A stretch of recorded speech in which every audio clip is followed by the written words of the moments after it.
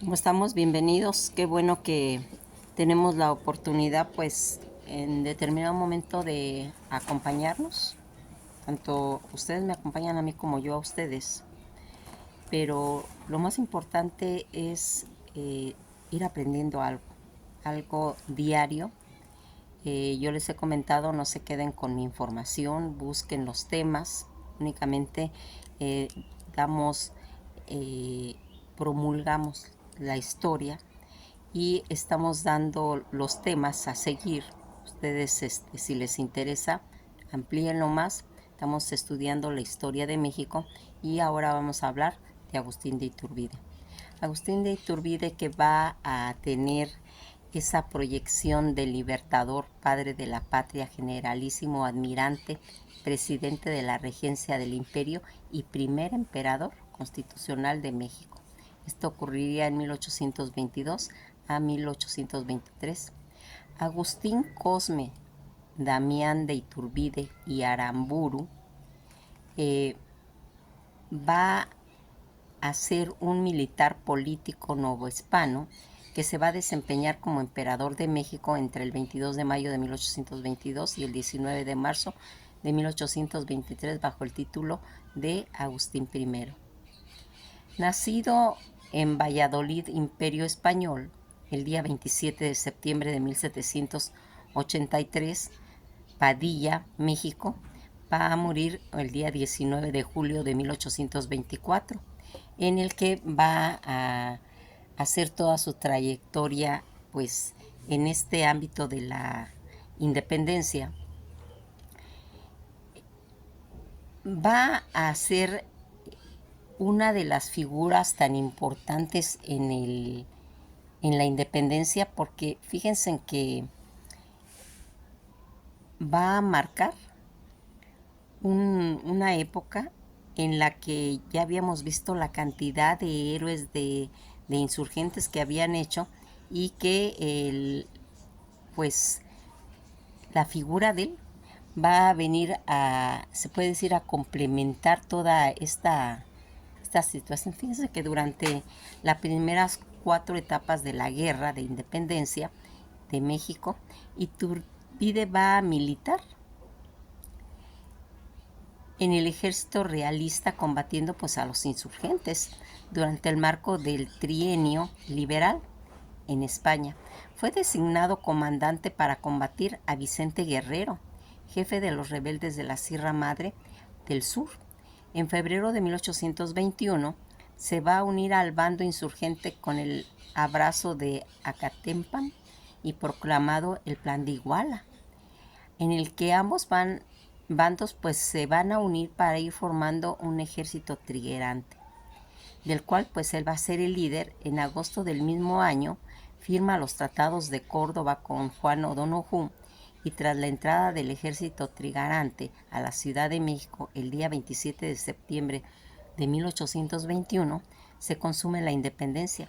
Presidió la regencia del primer gobierno provisional mexicano. El 18 de mayo de 1822 fue proclamado emperador de la calle de la capital y el Congreso. Al día siguiente, el 19 de mayo, lo eligió formalmente para jurar su investidura solemne, que sería el 22 de mayo siguiente, y coronado 2 meses más tarde con el nombre de Agustín I. En diciembre de 1822, Antonio López de Santana proclama el Plan del Veracruz, provocando pues que los antiguos insurgentes que tenían todas esas ideas republicanas pues se pusieran inconformes con ese régimen imperial y se levantaran en armas. El día de febrero del año de 1823 se va a firmar el plan de la Casa Mata, que va a dar como resultado que los borbonistas y republicanos se unieran en sus fuerzas para pues apoyar el derrocamiento de Iturbide. El emperador va a decidir abdicar en marzo de 1823 y se exilió pues en Europa. Durante su ausencia en el Congreso mexicano, previamente reinstalado por Agustín I, lo declararon traidor y fuera de la ley en caso de que se presentara pues nuevamente en el territorio mexicano, declarándolo como enemigo público del Estado, y todo aquello que pues ayudara a su regreso. Iturbide, sin conocer esta resolución, va a regresar a México en julio de 1824, pues para advertir al gobierno sobre una conspiración para la reconquista de México. Al desembarcar en Tamaulipas, va a ser arrestado y posteriormente ejecutado por un pelotón de fusilamiento.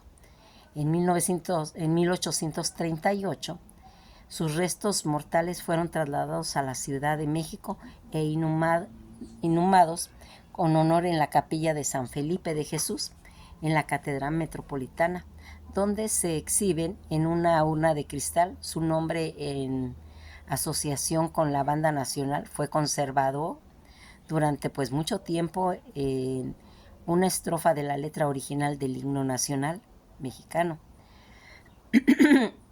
la cual fue pues suprimida en 1943, en la que paradójicamente el sable que se utilizaba en esa época Iturbide durante el desfile de la entrada del ejército trigarante de la Ciudad de México fue colocado en el Salón del Congreso junto con los nombres escritos en letras de oro con los insurgentes con los que había pues él combatido. Fíjense en que, como comentamos, él va a nacer un día 27 de septiembre de 1783 en Valladolid, ciudad que corresponde actualmente en Morelia, Michoacán, capital del estado de Michoacán, como mencionamos, Michoacán, México. Sus padres pues fue el señor José Joaquín de Iturbide y Arregui, que van a nacer en 1742 en la ciudad de Peralta, Navarra, y María Josefa de Aramburu y Carrillo de Figueroa, originalmente también de Valladolid, Michoacán. Los Aramburu, que originalmente de Oyazum, Guipúzcoa, van a ingresar en el seminario tridentino pues para estudiar gramática latina, pero pues él va a abandonar sus estudios cuando tenía apenas 15 años para enrolarse definitivamente en el ejército. Ya en 1800 se va a integrar en el servicio militar como alférez en el Regimiento Provisional de Valladolid, el cual pues estaba bajo el mando del conde del Rul. El día 27 de febrero de 1805 va a contraer matrimonio con Ana María Josefa Huarte y Muñiz, hija de Isidro Duarte, también español peninsular e intendente provisional del distrito, y a la vez nieta del marqués de Altamira. Josefa Huerte, con la dote recibida de 100,000 pesos, compró la hacienda de Apeo en Marabatío. Marabatío es un municipio de Michoacán. Toda esta trayectoria en la que va a desenvolverse durante pues, las crisis políticas de 1808 en México, Iturbide va a simpatizar con el movimiento golpista encabezado por Gabriel del Yermo. En 1809, con el grado ya de teniente, fue partícipe de la represión en la Conjura de Valladolid, que encabezaban los conspiradores José Mariano Michelena y José María García Obeso.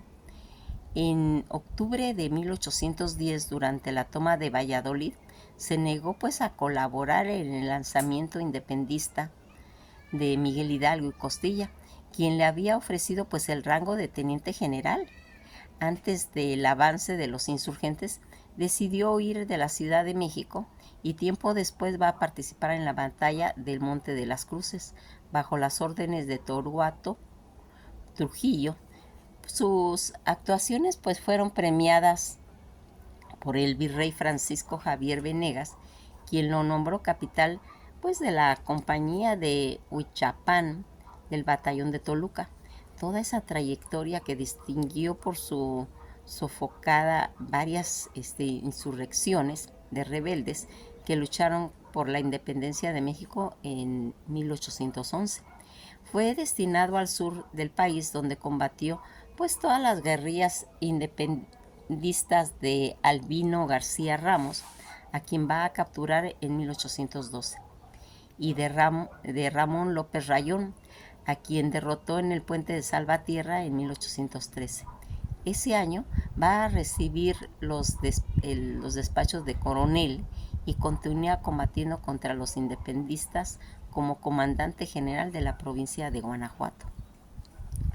Cuando llega en 1811, derrotó a José María Morelos y Pavón, pero fue vencido en Coporo por Ignacio López Rayón. Sus logros pues, le valieron el acceso a coronel. El cura de Guanajuato, Antonio Lavarrieta, acusó a Iturbide de haber destruido y monopolizado el comercio de la localidad y de detener los convoyes y acaparar la venta de lana, azúcar, aceite, cigarros, fingiendo pues expediciones al servicio real. La denuncia pues acumulada en su contra, pues sumada a nuevas protestas de los comerciantes de Guanajuato, pues llevaron al virrey Feliz María Callejas a destituirlo en 1816, acusado de malversaciones de fondos y abuso de autoridad. Aunque fue absuelto por mediación del auditor de guerra real, no regresó al mando del ejército, sino que se retiró pues a sus propiedades en Michoacán. Al año siguiente se estableció en la Ciudad de México, en donde estuvo pues inactivo.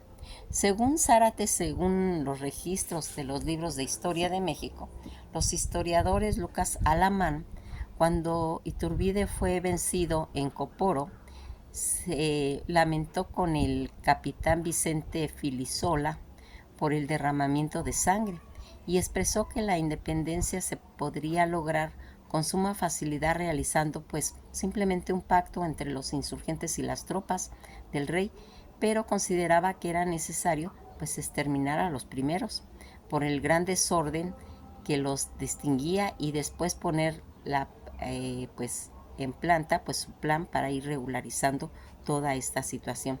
La conspiración de la profesa, triunfo que en realidad esa revolución liberal, donde Rafael de Riego en España, que esto sería en 1820, desencadenó una nueva España, varios temores.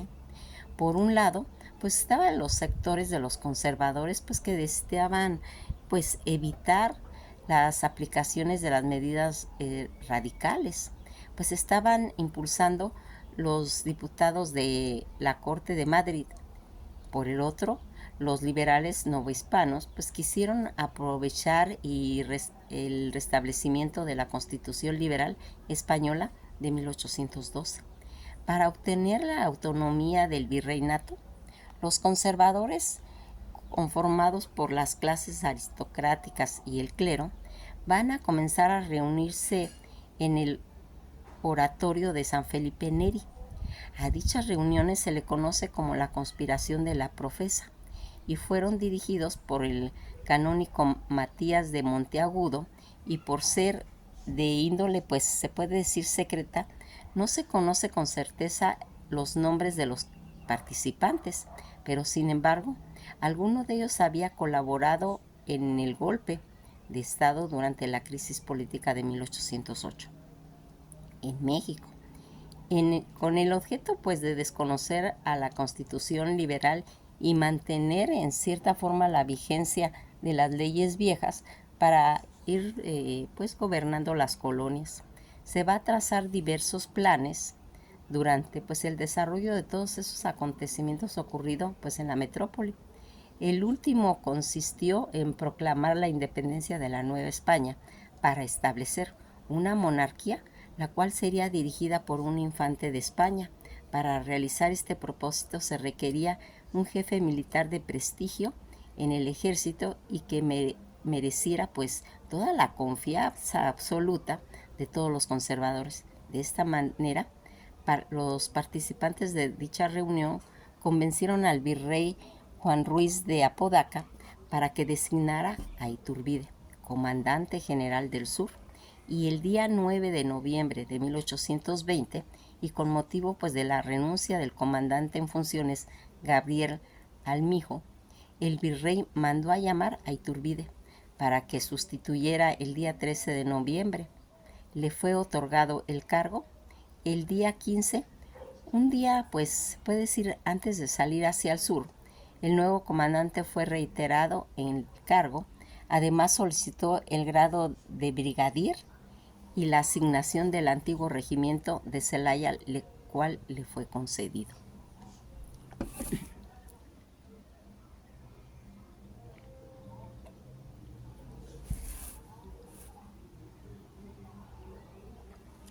Mientras tanto, pues todos los liberales planeaban que el compadre de Iturbide, Juan Gómez Navarrete, recién elegido diputado de la Corte, promoviera, pues se puede decir, un plan de independencia en Madrid que consistía en llamar a uno de los miembros de la familia real para gobernar México.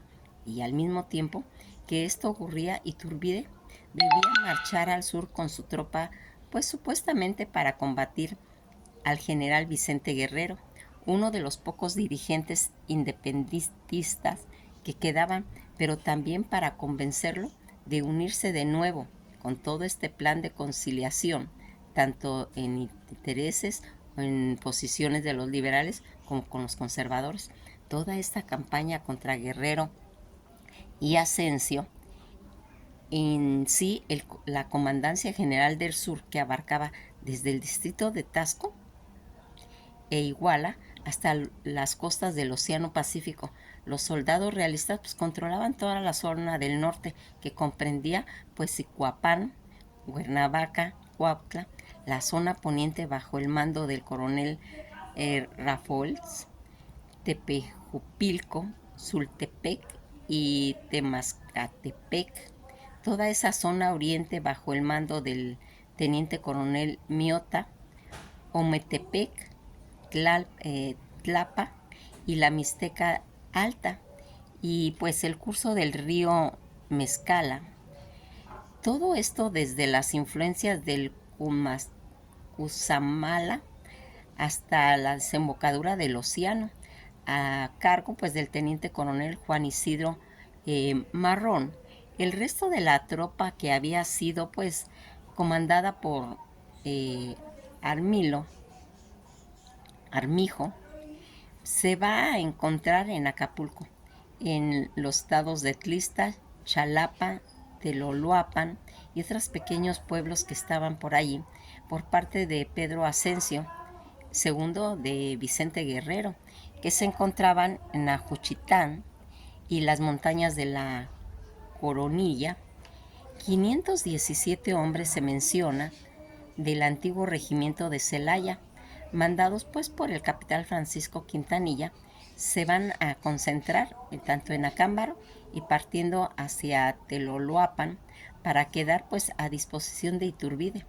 Ya en el mes de diciembre de 1820, otro contingente de 200 hombres del batallón de Murcia se reunió con el comandante de Tejupilco. Ahí pues Iturbide se entrevistó con Quintanilla y le pues confió el borrador de lo que sería pues el plan de Iguala. A pesar de ser contrarios a las órdenes de lo que había salido de la capital, Quintanilla pues decidió apoyarlo, al igual que los capitanes Manuel Díaz Lamadrid y José María González, todo ese cuerpo de caballería de la frontera, pues al mando del coronel Epitacio Sánchez, que también había pues combatido en el Bajío. Se van a unir fuerzas realistas para que el día 21 de diciembre casi un total de 2.500 efectivos formaran las tropas principales. Y el día 22 de diciembre el teniente coronel Carlos Moya, con un grupo de 400 hombres, persiguió pues las fuerzas comandadas por Vicente Guerrero en la sierra de Jalaica. Al mismo tiempo el coronel José Antonio de Chavarri persiguió a las fuerzas del insurgente Pedro Asensio. Dos cuerpos de tropa realista partieron de Fuerte de San Diego y se colocaron en la cercanía del Mezcala para cortar la comunicación de las fuerzas y los insurgentes. Pedro Asensio, con un grupo de 800 hombres, venció a la retaguardia de Iturbide cerca de Tlayata el día 28 de diciembre de 1820. En consecuencia, pues casi murieron 108 soldados realistas, en los que se encontraba pues el capitán José María González. Toda esta acción pues oportuna del capitán Quintanilla y al mando de los ganaderos de la Corona y de los dragones de España permitieron que Iturbide se pues replegara en Tololoapan para apoyar las tropas del virrey. Envía 35,000 pesos reunidos para la audiencia de México y 25,000 pesos enviados por el obispo de Guadalajara, Juan Ruiz de Cabaña. 5 días más tarde, que sería el 2 de febrero de 1821, el propio Guerrero, con 400 hombres, venció la columna subalterna al mando de Carlos Moya y la batalla de Zapotepeque, cerca de Chilpancingo. Cuando Iturbide pues se percató de que los insurgentes pues tenían ciertas ventajas de conocer mejor pues el terreno, que vencerlos podría llevar pues largo tiempo, decidió pues adelantar el plan que había dado a conocer a sus capitanes, y envió a Vicente Guerrero una carta el día 10 de enero en el cual le proponía pues una alianza mejor, y que eso pues avanzaría para evitar muchas complicaciones en el plan.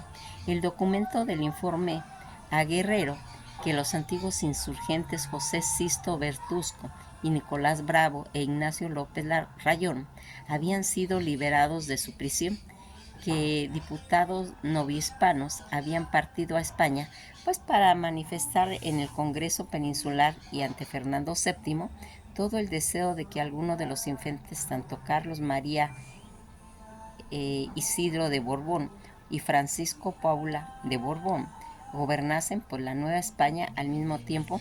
Pues le comentó que toda esta situación en la que pues se iba a tratar de que si tenían las fuerzas suficientes para vencerlos, y que podían encontrar sus mayores recursos en cuestiones militares, los cuales pues les serían enviados desde la capital. Guerrero, que había rechazado una oferta de indulto con anterioridad, pues él va a tomar con cierta cautela la propuesta de Iturbide, y le respondió en una carta fechada el día 20 de enero, pues que había recibido ciertas ideas del liberalismo, y explicó, bajo su punto de vista, cómo los americanos se habían levantado en armas durante el cautiverio con Fernando VII en contra de los peninsulares, para no pues subyugarse al designio de la Junta Española. Además, expresó la inconformidad de los insurgentes, pues sintieron cuando se enteraron del trato inequitativo que se había dado tanto con los diputados americanos en la Corte de Cádiz, y las formas en las que el virrey Francisco Javier de Venegas había rechazado pues todas las propuestas. Guerrero pues va a expresar pues en poco pues temperamento óptimo al respecto. Los diputados que habían viajado en toda esa península y que habían reiterado las divisas a causa de la independencia y la libertad, va a puntualizar que no se amedrentaran ante las fuerzas militares, y que todo lo que no fuera concerniente a la independencia se disputara en el campo de batalla. Un 25 de enero, Pedro Asensio va a atacar las tropas del coronel Rafot en Totomaloya, obligando pues a todos los realistas a replegarse hacia el Surtepec. Y el día 27 de enero, el coronel realista Francisco Antonio Verdejo, con una fuerza de 300 hombres, va a combatir a los insurgentes, y en las cercanías de Chichihualco, en un lugar denominado Espinazo de la Cueva del Diablo, durante la escaramuza, los realistas estuvieron 50 y una baja, y se vieron pues forzados a retirarse cuando se les acabaron pues las municiones. El abrazo de Acatempan es famoso Inclusive hay un óleo donde está Vicente Guerrero y Agustín de Iturbide en el abrazo de Acatepan, en ese óleo sobre tela en 1870, hecho por Román Sagredo, de la colección del Museo Nacional de Historia, que ahí se encuentra. El día 4 de febrero, desde Tepecuacuilco, Iturbide escribió una segunda carta a Guerrero, en la que le propuso pues reunirse cerca de Chilpancingo pues para sellar, se puede decir, ese pacto de paz, enviando a Antonio Miller y a Villagómez como sus emisarios. El día 10 de febrero, y de acuerdo con Lorenzo de Zavala, se va a efectuar esa reunión de Acatempan, donde tanto Guerrero e Iturbide, respaldados por sus tropas, se reunieron, conversaron y se abrazaron para sellar la paz. Y de acuerdo con Lucas Alamán, fue José Figueroa el comisionado por los insurgentes para reunirse con el comandante realista, para a partir desde entonces tanto las fuerzas militares de Guerrero se pusieron a las órdenes de Iturbide, ¿verdad? En este último informe de Apodaca, la noticia del 18 de febrero, quien recibió pues con júbilo, sin sospechar el desenlace, el capitán Manuel Díaz de la Madrid va a partir a Teloloapan con las órdenes de reunirse con el brigadier Pedro Celestino Negrete para solicitar su cooperación. El capitán Francisco Quintanilla salió hacia Valladolid y Guanajuato con la misma misión de contactar con el coronel de Quintanal y con el coronel Anastasio Bustamante, que con el teniente Luis Cortázar. Por su parte, Iturbide se reunió en Sultepec con el teniente coronel Miguel Torres en Veracruz. Los diputados que estaban pues dispuestos a viajar al Congreso de España se enteraron de que Juan Gómez Navarrete, representante de Michoacán e íntimo amigo de Iturbide, del plan que se iba a programar, pero la mayor parte de ellos pues vio con desconfianza la noticia, y el día 13 de febrero casi todos ellos embarcaron en la fragata Pronta, a excepción de Sosaya y González Angulo y Catarines, representantes de Guanajuato, Puebla y Oaxaca. Toda esta situación en la que se va a ir suscitando ya el plan de Iguala, el 24 de febrero de 1821 se va a proclamar el Plan de Iguala, un programa político de 24 puntos, cercano tanto a los tradicionales católicos como a los liberales. Entre los puntos pues, más importantes se declaraba la independencia de la Nueva España, se proponía un régimen monárquico moderado, constitucional, adecuado a la entidad, cuyo tono pues era ofrecido a Fernando pues VII en España o a alguno de los hermanos, así como la exclusividad de la religión católica, sin tolerancia a alguna otra. Iturbide envió documentos al virrey Apodaca, al obispo Pedro de Fonte, al canónigo Matías Monteagudo y a los oidores Isidro Ñáñez y José María Fagoaga, al síndico Juan Francisco Azcárate Lecema, así como a otros personajes importantes en la capital. Propuso además formar la Junta Gubernativa y, tal como señalaba el punto 5 del documento, en una carta particular dirigida a Apodaca, Iturbide le pidió presidir la Junta Gubernativa, le impulsó que no creía que Fernando VII hubiese jurado voluntariamente la Constitución de Cádiz y que si el monarca o los familiares accedían pues en determinado a gobernar la Nueva España, se podía pues redactar una constitución moderada de la cual permitiría el fuero del clero y reintegraría la preeminencia de lo que había sido pues despojado los miembros de la Iglesia. Todo esto para sostener el plan se conformó el llamado Ejército Trigarante, religión, independencia y unión, que eso es lo que formaba el Ejército Trigarante. las tres, conceptos: religión, independencia y unión, y que reunía a las tropas de Iturbide y a los insurgentes, y al que se iría uniendo poco a poco la mayoría de los demás, pues, guarniciones, tanto realistas del país.